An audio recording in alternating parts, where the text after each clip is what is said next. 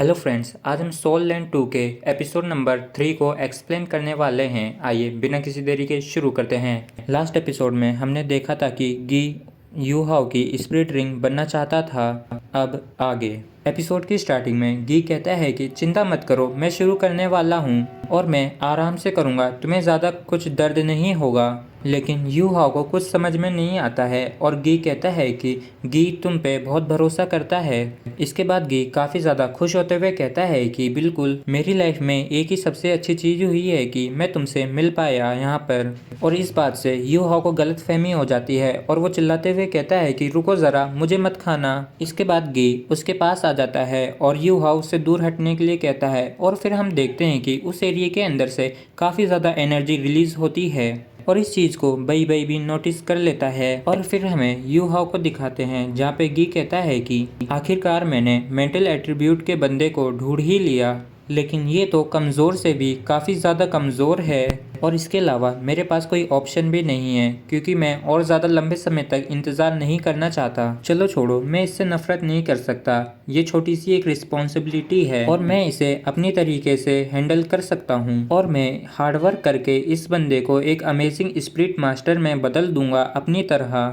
और गी के इतना कहते ही वहाँ पर जोरदार तरीके से लाइटनिंग होने लगती है, जिसे देखकर गी भी चौंक जाता है और गी कहता है कि ये कितना स्ट्रॉन्ग है, क्या यहाँ पर और कोई भी पावर है, क्या ये चीज़ मेरी वजह से आई है, आखिर मैं इतना अट्रैक्टिव क्यों हूँ। और गी गुस्सा करते हुए कहता है कि तुम्हारी हिम्मत कैसे हुई इस बंदे के लिए मुझसे फाइट करने की। अब मैं तुम्हें दिखाऊंगा कि 1 मिलियन साल पुराने बीस्ट की पावर कितनी पावरफुल होती है। और यूहाओ जिसकी बॉडी अनकॉन्शियस होती है उसके पास एक वाइट कलर की बॉल आती है जिसे रोकने के लिए गी अपनी पावर यूज करता है और वहाँ पर काफ़ी ज़्यादा एनर्जी रिलीज होती है जिसकी वजह से गी खुद ही उड़ जाता है वहाँ से। और गी कहता है कि ये बंदा स्ट्रॉन्ग है। और फिर हम यूहाओ को देखते हैं जिसके आसपास मिस्टीरियस एनर्जी होती है जो कहती है कि जो कि अपनी तारीफ करती है कि इस दुनिया में मेरी तरह कोई भी नहीं है जो कि स्टार्स को अपने हाथों में रख सके। मैंने एक्सपेक्ट नहीं किया था कि उस धोखे के बाद मेरी सोल थोड़ी सी बच जाएगी। और इस बात से ये मिस्टीरियस पावर काफ़ी खुश होती है। और फिर हम गी को देखते हैं जो काफ़ी डरावा होता है और कहता है कि इसकी पावर कितनी टेरिफाइंग है, मैंने कितनी मुश्किलों के बाद इस स्पिरिचुअल टाइप ह्यूमन को ढूंढा है, लेकिन ये कबाड़ी इस बंदे के लिए मुझसे फाइट कर रहा है, ये बहुत अनफेयर है। इस ब्लू हेयर बच्चे के हेड में से सारी तरफ से ब्लड निकलने लगा है, अगर मैंने और फाइट करी इस फोर्स से तो ये बच्चा ज़रूर मारा जाएगा।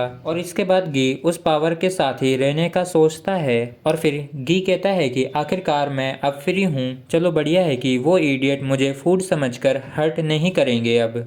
इसके बाद हम यूहाओ को देखते हैं जो स्पेस के अंदर होता है और कहता है कि क्या ये ड्रीम है या फिर मैं मर गया हूँ। इसके बाद गी उससे कहता है कि बेवकूफ़, ये सपना नहीं है, ये तुम्हारा स्पिरिचुअल सी है और ये जगह अब से मेरा घर है। इसके बाद यूहाओ गी को देख के कहता है तुम तो वही सिल्क वॉर्म हो। और फिर गी गुस्सा करते हुए कहता है कि गधे, मैं sky dream ice silk worm हूँ, क्या तुम्हें अभी भी नहीं पता है कि क्या हो रहा है। जिस पर यूहाओ उसे सॉरी कहता है। फिर गी उसे गधा कहता है, क्या तुम ये जानना नहीं चाहते कि मुझ जैसा कोई औसम बंदा तुम जैसे इडियट की बॉडी में आखिर क्यों एंटर करना चाहता है। फिर यूहाओ डरते हुए कहता है कि क्या तुमने मुझे इसे पूछने के लिए मना नहीं किया था। और फिर गी कहता है कि हिस्ट्री को बताना सच में बहुत दर्दनाक होता है। और फिर गी कहता है कि मेरी स्टोरी काफ़ी ज़्यादा एपिक है। और फिर यूहाओ कहता है कि इसने मुझे इग्नोर करके खुद ही बोलना चालू कर दिया। इसके बाद गी बताता है कि इस लैंड के नॉर्थन पार्ट में सबसे ठंडी वाली जगह पर मेरा जन्म हुआ था। मैं अपने नेचुरल एनिमीज में से एक से बचने के लिए मैं एक आइस क्रैक में कूद गया जहाँ पर 10,000 साल पुराना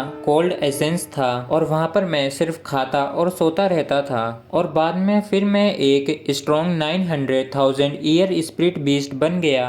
और फिर यूहाओ उसका मजाक उड़ाते हुए कहता है कि इस पूरी कहानी में तुम शुरू से लेकर अंत तक सिर्फ सोते ही रहे। और ये बात गी को काफ़ी बुरी लग जाती है और वो यूहाओ पे गुस्सा करते हुए कहता है कि क्या गलत है सोते रहने से, और इस बात पर मुझे गर्व है कि मैं इतने लंबे समय तक सोता रहा, क्या तुम इतने लंबे समय तक सो सकते हो। और थोड़ी देर और यूहाओ को परेशान करने के बाद गी कहता है कि लेकिन जब मैंने कोल्ड एजेंस को खा लिया था तभी उस सी के बॉटम के एक क्रैक में से वो लोग चोरी छिपे अंदर आ गए और उस स्पिरिट बीस्ट के ग्रुप ने मुझे पकड़ लिया था और वो लोग मेरी हेवन एंड अर्थ की पावर को एब्जॉर्ब करना चाहते थे और मैं भी काफी डेस्परेट था और अचानक से मेरे ऊपर 10 गोल्डन कलर के मार्क आ गए थे और ना जाने कैसे मैं एक मिलियन ईयर स्पिरिट बीस्ट बन गया। और ब्रेक थ्रू के बाद उस पावर के साथ मैंने एक लंबी सांस भरी और उस अंडरग्राउंड जगह से भाग निकला और उस समय मुझे एक बहुत इंपॉर्टेंट बात याद आई। और फिर यूहाओ कहता है कि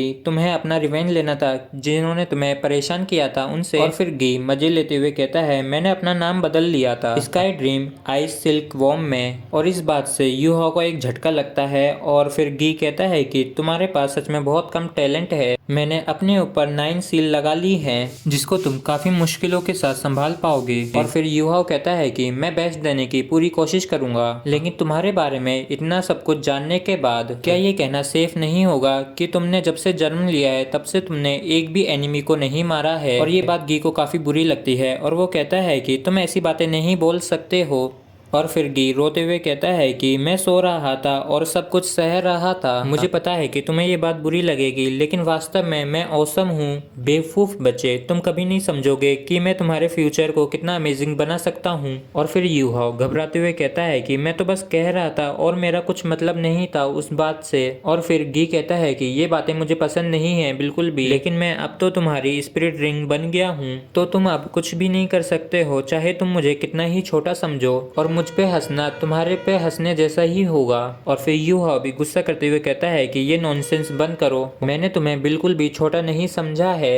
मुझे नहीं पता कि तुम्हें कौन सी बात बुरी लग गई है, क्योंकि मैं भी कमजोर हूँ तो मैं समझ सकता हूँ कि तुमने इतना स्ट्रांग होने के लिए कितनी कठिनाइयों का सामना किया होगा जब तुम कमजोर थे। लेकिन इस बात को वो लोग नहीं समझेंगे जो कि पैदा ही स्ट्रांग हुए थे। तुमने ये सब कुछ पूरे 10,000 सालों तक सहा है और ये बहुत बड़ी अचीवमेंट है किसी भी इंसान के लिए। मुझे तो तुम कोहिनूर के हीरे लगते हो। और यूहाओ की ये सारी बातें सुन के गी इमोशनल हो जाता है और कहता है कि हम दोनों खुश नसीब हैं कि हम दोनों एक दूसरे से मिल गए, लेकिन मैं तुम्हें एक और स्पिरिट दे सकता हूँ। ये सुनकर थोड़ा शौक हो जाता है यूहाओ और कहता है कि तो फिर मेरे पास टोटल 4 स्पिरिट स्किल्स हो जाएंगी। और फिर गी कहता है कि मुझे तो चिंता अब इस ग्रे लाइट बॉल की हो रही है जो कि आसमान से गिरी है यहाँ पर, और ये किसी की सोल का पीस है जो कि कमजोर लेकिन हाई रैंक की है और इस मैटर में मैं कुछ भी नहीं कर सकता हूँ। लेकिन तुम्हें कोई चिंता करने की जरूरत नहीं है, तुम परवाह मत करो कि ये कब उठेगा, क्योंकि मैं हर समय तुम्हें प्रोटेक्ट करूंगा। जिसके बाद यूहाओ कहता है कि स्काई ड्रीम मैं जरूर मेहनत करूंगा स्ट्रॉन्ग बनने के लिए और मैं तुम्हारी भी मदद करूंगा बदला लेने में। फिर गी कहता है तो ठीक है, अब तुम्हें बाहर जाने की जरूरत है। और इसके बाद गी एक फ्लाइंग किक मार के यूहाओ को वहां से बाहर फेंक देता है और कहता है कि जाओ तुम अपनी जिंदगी जियो और मुझे दिखाओ कि मैंने किस तरीके के पर्सन को चूज किया है। इसी के साथ फ्रेंड्स ये एपिसोड हमारा यहीं पे ख़त्म होता है। अगर आपको वीडियो अच्छा लगा तो प्लीज़ चैनल को सब्सक्राइब और वीडियो को लाइक कर दें।